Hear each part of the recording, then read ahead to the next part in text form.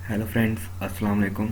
मेरा नाम मिर्ज़ा उसामा है और आप देख रहे हैं ऑनलाइन मैथ इंस्टीट्यूशन। आज हम पढ़ेंगे प्रोफेसर शेर मोहम्मद चौधरी की book introduction to statistical theory part 1 का चैप्टर नंबर 1 और इसमें मौजूद तमाम कंसेप्ट,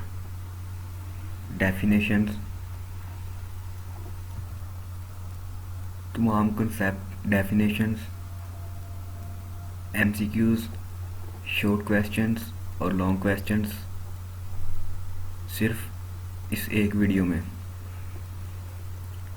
सो चलिए स्टार्ट करते हैं।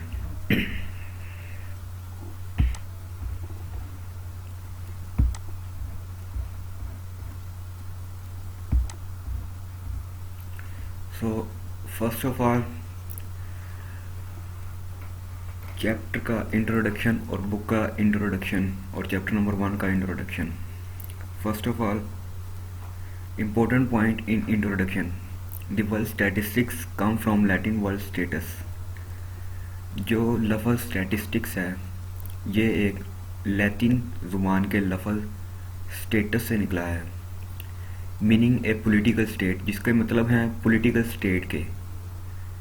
Originally mean information useful to state, और असल में इसका मतलब है कि ऐसी मालूमात जो किसी मुल्क की, किसी गवर्नमेंट की के लिए यूज़फुल हों।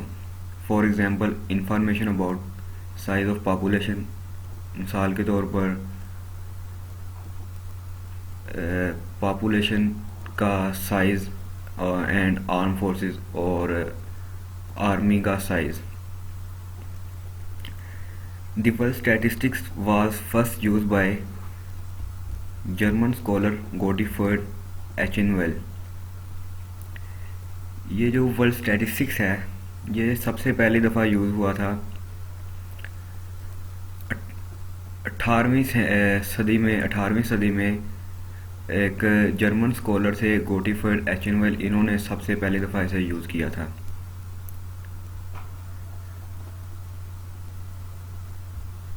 और उसके बाद ये लफ्ज़ सबसे पहली दफ़ा the elements of the universal erudition नाम की एक बुक जो कि बोरॉन ने लिखी थी 1770 में, उसमें ये वर्ल्ड स्टैटिस्टिक्स पहली दफ़ा लिखा गया था। और इसमें से एक एमसीक्यूज़ पूछा जाता है, इसलिए ये एमसीक्यूज़ सिर्फ एमसीक्यूज़ के लिहाज से ये इम्पोर्टेड है। नेक्स्ट आगे चलते हैं। Journal definition of statistics. So statistics की जो एक जर्नल डेफिनेशन हम कह सकते हैं, एक जर्नल डेफिनेशन वो ये है, statistics has been defined as a mathematical science of making decision and drawing conclusion from data in situation of uncertainty. यानी कि स्टैटिस्टिक्स एक ऐसी मैथमेटिकल साइंस है, एक ऐसी मैथमेटिकल साइंस है जिसमें हम फैसले करते हैं और फैसले अपने कंक्लूजन के फैसले निकालते हैं और डिसीजन मेकिंग करते हैं on the basis of data, यानी कि डाटा की बेसिस के ऊपर इन सिचुएशन ऑफ अनसर्टेनिटी, जहाँ पर हमें पक्का मालूम ना हो कि ये हो सकता है या ये नहीं हो सकता। अनसर्टेनिटी का मतलब है कि जहाँ पर हमें कोई चीज़ सर्टेन ना हो, वो ऐसी सिचुएशन में हम स्टैटिस्टिक्स का यूज़ करके अपने फैसले बना सकते हैं, हम बता सकते हैं, फ्यूचर प्रेडिक्शन कर सकते हैं। सो ये स्टैटिस्टिक्स की जनरल डेफिनेशन है। स्टैटिस्टिक्स के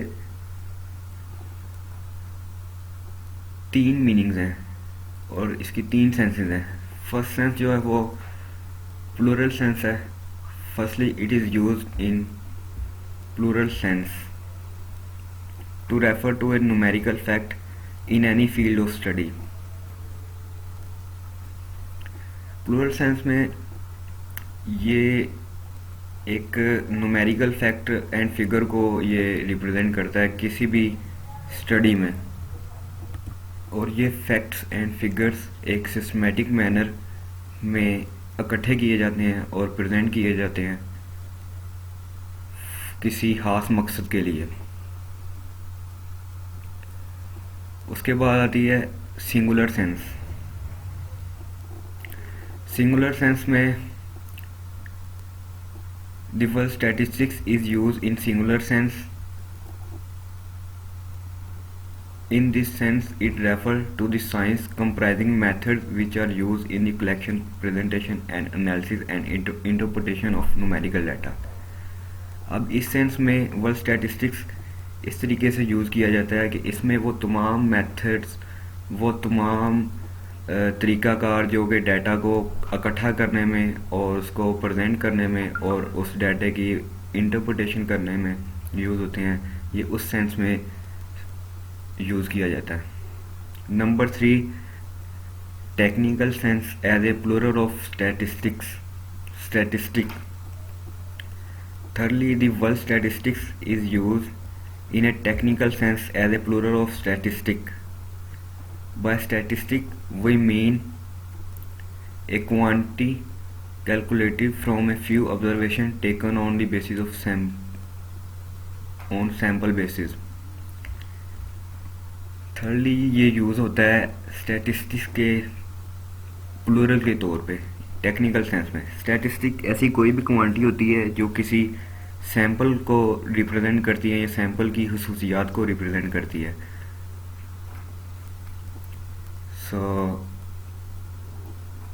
ये जो पार्ट है, ये जनरल डेफिनेशन और ये 3 सेंसेस, ये वेरी इम्पोर्टेंट एमसीक्यूज़ के लिहाज से भी ये इम्पोर्टेंट है, और इसके अलावा ये लॉन्ग क्वेश्चन भी आ जाता है, ये तीनों सेंसेस और ये जनरल डेफिनेशन, और ये शॉर्ट में भी पूछा जा सकता है, इसलिए ये बहुत ही ज़्यादा इम्पोर्टेंट है। इसके बाद आ जाती है branches of statistics. Basically there are 2 main branches of statistics, यानी कि स्टैट की 2 मेन ब्रांचेस हैं। पहली है डिस्क्रिप्टिव और दूसरी है इन्फ्रेंशियल। हम इन दोनों को डिस्कस करते हैं बारी बारी। First of all, descriptive statistics. Descriptive statistics deal with collection of data, यानी कि ये इसका ताल्लुक कलेक्शन ऑफ डाटा से है, यानी कि डाटा को इकट्ठा करने से है। Its presentation in various form such as table, graph and diagrams. और जो कलेक्शन किया हुआ डाटा है, इसको मुख्तलिफ तरीक़ाकार के ज़रिए इसको प्रेजेंट करना है, ताकि आसानी से देखने वाले को कुछ ना कुछ आइडिया हो कि ये क्या शो कर रहा है। मिसाल के तौर पे हम स्टैट में टेबल पढ़ते हैं, ग्राफ पढ़ते हैं और डायग्राम पढ़ते हैं। And finding averages and other measures which would describe the data. और फिर हम उस डाटा जो इकट्ठा किया हुआ है उसकी एवरेजेस मालूम करते हैं और अदर मेजर्स, फॉर एग्जांपल हम standard deviation, mean deviation, measure of dispersion वगैरह, प्रोबेबिलिटी वगैरह निकालते हैं जो कि डाटा को डिस्क्राइब करती हैं। सो ये सारे काम जो हैं ये हम डिस्क्रिप्टिव स्टैटिस्टिक्स में करते हैं। सेकंड नंबर पे आती है inferential statistics. The process of making decision and drawing inferences about population on the basis of sample information. ये इन्फ्रेंशियल स्टैटिस्टिक्स जो है ये डील कर दी है डिसीजन मेकिंग के ऊपर, कि आपने जो काम डिस्क्रिप्टिव स्टैटिस्टिक्स में किया था, डाटा कलेक्ट करके उसकी एवरेजेस निकाली, उसको इंटरप्रेट किया, अब ये उस इंफॉर्मेशन को यूज़ करके डिसीजन मेकिंग करती है, और ये डिसीजन मेकिंग करती है पॉपुलेशन के बारे में on the basis of sample information. यानी कि ये एक पार्टिकुलर से जनरल पर्पस की तरफ जाती है, यानी कि पार्टिकुलर सैम्पल हम लेते हैं और फिर उससे हम पूरी पॉपुलेशन के बारे में कोई एक बात कर देते हैं। ये भी इम्पोर्टेंट शॉर्ट क्वेश्चन है, ये भी शॉर्ट क्वेश्चन में ये डेफिनेशन अक्सर पूछी जाती हैं, डिस्क्रिप्टिव स्टैटिस्टिक्स और इन्फ्रेंशियल स्टैटिस्टिक्स। इन दोनों में फ़र्क क्या है, या define descriptive and inferential statistics. उसके बाद आता है इम्पोर्टेंस ऑफ स्टैटिस्टिक्स। स्टैटिस्टिक्स ज़रूरी क्यों है? Statistics summarize the larger set of data in a form that is easily understandable. Statistics एक बहुत बड़े डाटा को जो कि अनग्रुप होता है, उसको अरे डाटा जो होता है उसको एक इस तरह की फॉर्म में प्रेजेंट करने में मदद देती है जो कि एक आम सा ले मैन को भी समझ आ जाती है देख के कि ये डाटा क्या शो कर रहा है।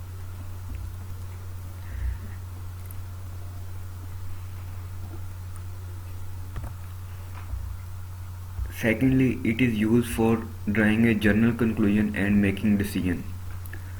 और दूसरे नंबर पर ये जनरल कंक्लूजन निकालने के लिए, किसी चीज़ का कोई कंक्लूजन निकालने के लिए सैंपल उसके इकट्ठे करके और सैंपल की बेसिस पे हम एक जनरल कंक्लूजन निकाल लेते हैं, इसके लिए ये काम आती है।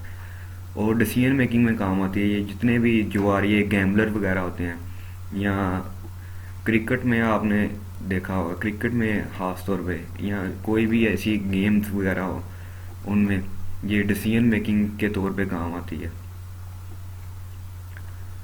A businessman and industrialist and a researcher work, यानी कि हर शोबे में, हर ज़िंदगी के शोबे में लोग स्टैटिस्टिकल मेथड अप्लाई करते हैं वर्क को आसान करने के लिए।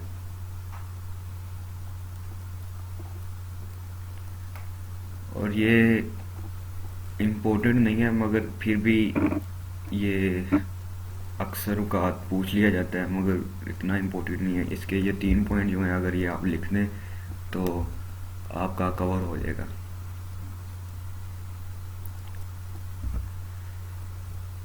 Important definitions and concept.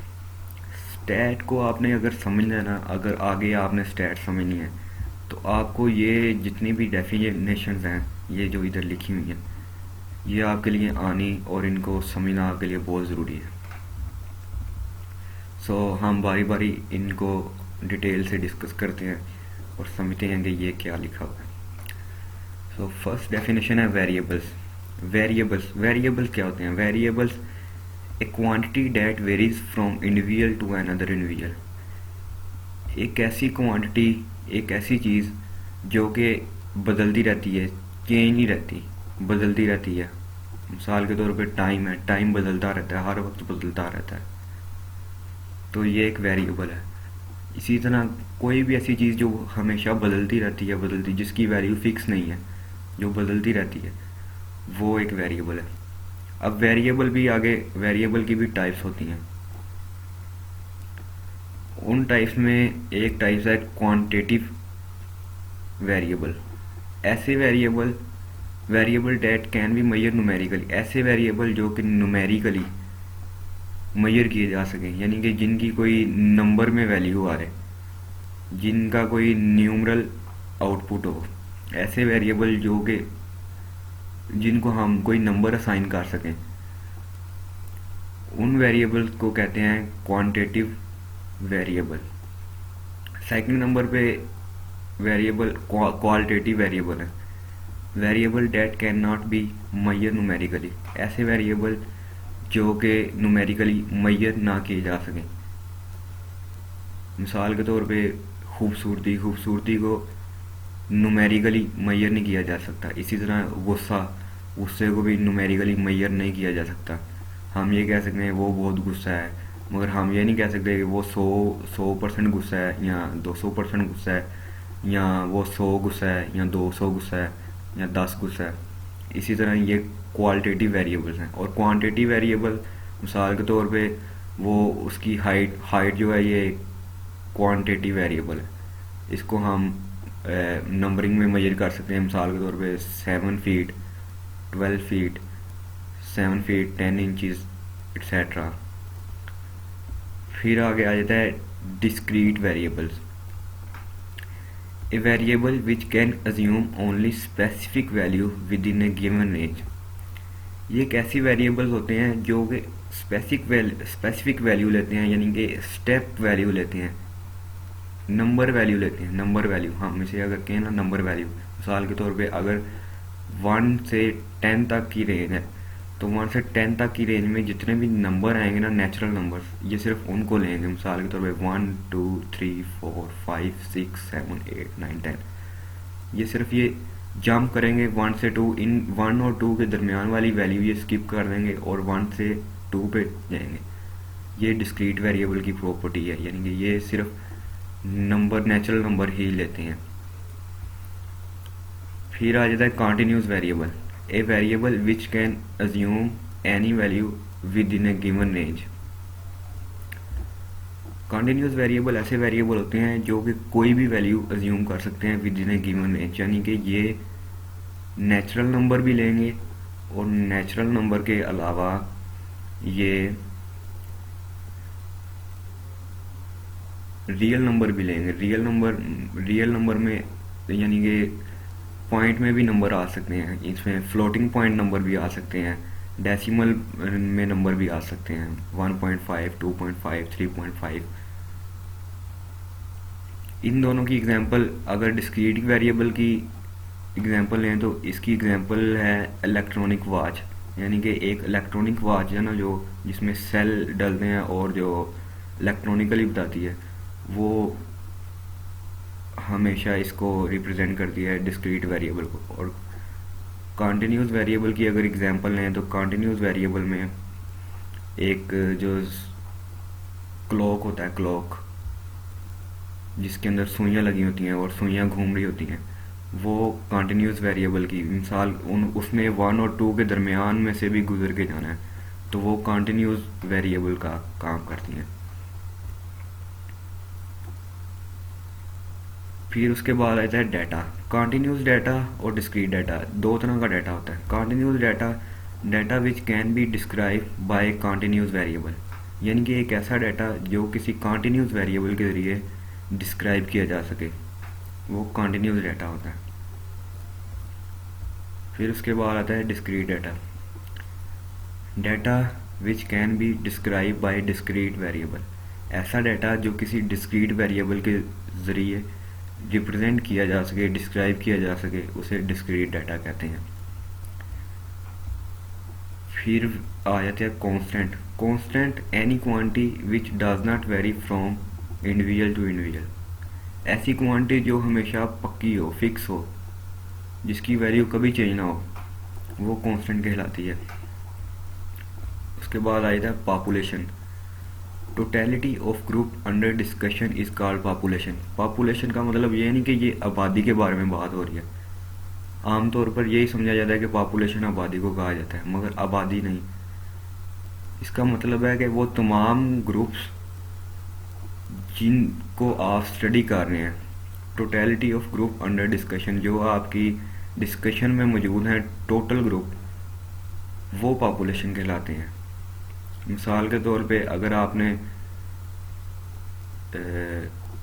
Students की पॉपुलेशन देखनी है तो तमाम स्टूडेंट्स जो हैं वो आपकी डिस्कशन में आएंगे, और वो तमाम स्टूडेंट्स की जो नंबर होगी वो आपके पॉपुलेशन साइज होगा। फिर आता है sample. A subset of population is called sample. Subset of population is called sample, यानी कि आपका जो पॉपुलेशन है उसमें से आप कोई छोटा सा हिस्सा वो अगर आप ले लें तो वो आपका सैंपल होगा। मिसाल के तौर पे अगर आपकी पॉपुलेशन है स्टूडेंट्स और आप उनमें से मैथ के स्टूडेंट अलग करते हैं और स्टैट के स्टूडेंट अलग करते हैं और इकोनॉमिक्स के स्टूडेंट अलग करते हैं, तो ये आपके 3 मुख्तलिफ सैंपल मान जाएंगे। फिर आ जाता है parameter. Any quantity that show the property of population is called parameter. कोई भी ऐसी क्वांटिटी, कोई भी ऐसी मिकदार जो कि शो करे पॉपुलेशन की खसूसियात को, वो पॉपुलेशन पैरामीटर या पैरामीटर कहलाती है।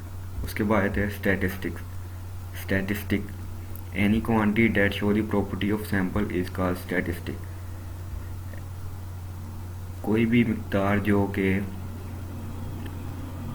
सैंपल की खसूसियात को शो करे वो स्टैटिस्टिक कहलाती है। ये तमाम डेफिनेशन बहुत ही इम्पोर्टेंट है और ये बहुत दफ़ा पूछी गई है, इनमें से एमसीक्यूज़ में भी पूछा जाता है और वैसे भी ये आगे भी आने के लिए आपको अगर आगे भी स्टैट पढ़नी है तो ये बहुत ही इम्पोर्टेंट और बेसिक डेफिनेशन है, ये बहुत ही लाजमी। नेक्स्ट पे आते हैं measurement of scale. By measurement we usually mean the assigning of a number to observation. Measurement का से हमारा अक्सर मुराद ये होता है कि हम ऑब्जर्वेशन को एक नंबर असाइन कर दें। और and scaling is a process of measuring, और स्केलिंग जो है ये मेजरिंग का एक प्रोसेस है। तो यहाँ पर 4 तरह के स्केल होते हैं: nominal scale, ordinal scale, interval scale and ratio scale. Nominal scale हम डिटेल से इनको पढ़ते हैं। नॉमिनल क्या होता है, ऑर्डिनल क्या होता है, इंटरवल स्केल क्या होता है, रेशियो स्केल क्या होता है। The classification or grouping of observation into mutually exclusive quantitative categories or classes is said to be constitute a nominal scale. So इस स्केल में हम नंबर तो असाइन करते हैं, हम नंबर असाइन कर देते हैं कि first, second, third, fourth, fifth, six, seventh, eighth, ninth, मगर उनकी कोई वक़्त या कोई औकात नहीं होती। यानी कि अगर हमने लिखा है कि 1 नंबर पे उसामा है और 2 नंबर पे अली है, तो इसका मतलब ये नहीं कि अगर 1 नंबर पे उसामा है तो उसामा पहले नंबर पे है, और 2 नंबर पे अगर अली है तो अली दूसरे नंबर पे है, या 3 नंबर पे अगर कोई और है तो वो तीसरे नंबर पे है। बल्कि ये सिर्फ हम वैसे ही एक हेडिंग दे देते हैं, मगर इसकी कोई होती नहीं कि ये फर्स्ट नंबर पे है, सेकंड पे है, थर्ड पे है। इसमें कोई ऐसा सीन नहीं होता। और सेकंड नंबर पर जो स्केल आता है वो है ऑर्डिनल और रैंकिंग स्केल। ये नाम से ही वाज़ह हो रहा है कि इसमें पहले इसकी डेफिनेशन पढ़ते हैं, फिर आपको समझाता हूँ इसमें क्या होता है। It include the characteristics of nominal scale and in addition has the property of ordering और ranking of measurement.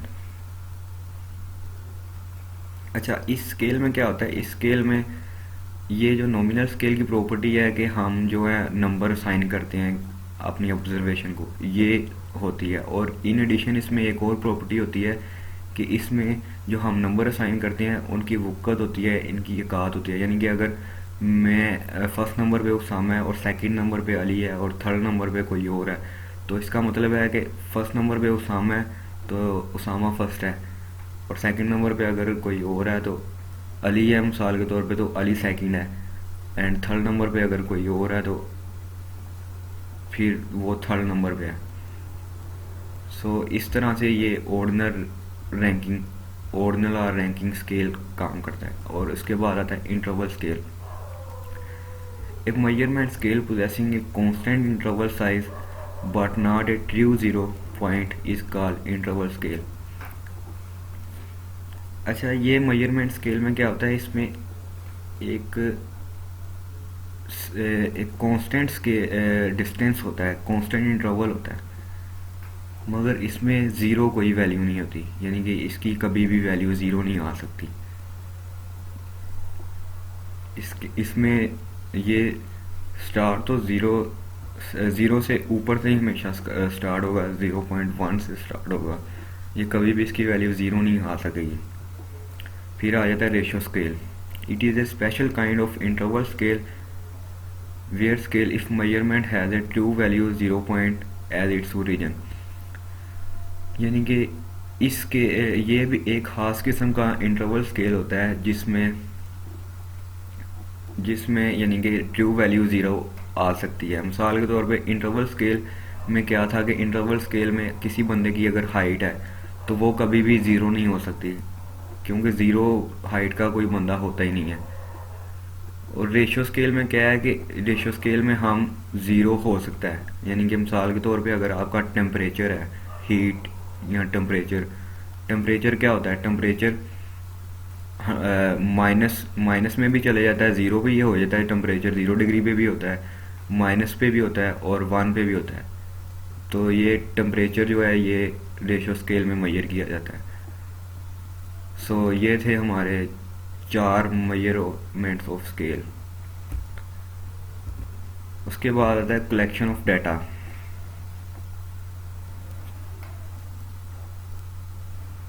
The world data is used for numerical facts and a single numerical fact is called datum। ये data की definition है कि ये जो world data है ये use होता है न्यूमेरिकल फैक्ट्स के लिए, और सिंगल न्यूमेरिकल फैक्ट यानी कि एक न्यूमेरिकल फैक्ट उसे हम कहते हैं datum. Data either be collected by complete enumeration और by taking and combining samples.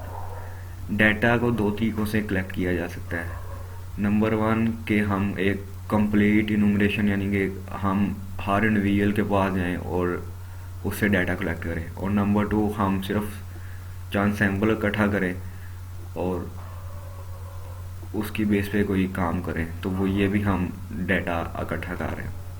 So there are 2 types of data, primary data and secondary data.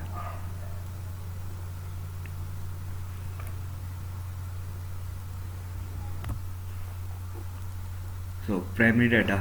The first hand data is called primary data. Data that has been originally collected and have not undergone any sort of statistical treatment. First hand data से मुराद है कि ऐसा data जो बिल्कुल आपने खुद अपने हाथों से कलेक्ट किया हो और किसी बंदे ने कोई भी उसके ऊपर पहले कोई काम ना किया हो, किसी बंदे ने पहले ना कलेक्ट किया हो, और ये किसी भी तरह की कोई भी स्टैटिस्टिकल ट्रीटमेंट में से ना गुजरा हो। स्टैटिस्टिकल ट्रीटमेंट से मुराद है कि ना इसकी कोई पहले एवरेज निकली हो, ना ही कोई इसके ऊपर कोई आपने मेजर ऑफ डिस्पर्शन या इसकी प्रोबेबिलिटी वगैरह कोई इसके ऊपर आपने कोई काम ना किया हो, कोई इसके ऊपर स्टैटिस्टिकल ट्रीटमेंट नहीं हुई होनी चाहिए, ना ये प्रेजेंटेशन, ना इसकी कोई इसका सीन नहीं होना चाहिए। और secondary data is secondary data.